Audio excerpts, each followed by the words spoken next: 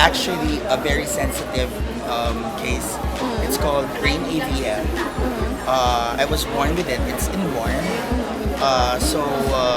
Since we are talking about the central nervous system, hindi siya pwedeng galawin agad-agad. Yeah. So, and since I'm born with it, so siguro nasanay na din ako na may ganun.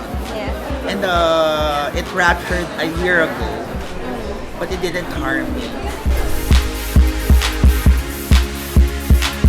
Siguro, a funnier Kim Idol. Mas active, mas napag-aralan na yung gagawin. Because, I never na dumating sa akin na magaling ako eh. Yeah. Every day is a learning process. Ang sarap na may makasama ng bata kasi na-i-influence ka niya na maging mahusay everyday. Yung youthful spirit na yon na naibibigay nila sa akin, I'm also taking it at ginagawa ko siyang parte ko para makapag-provide ako ng isang fresh na entertainment na kagigiliwan ng mga followers at supporters.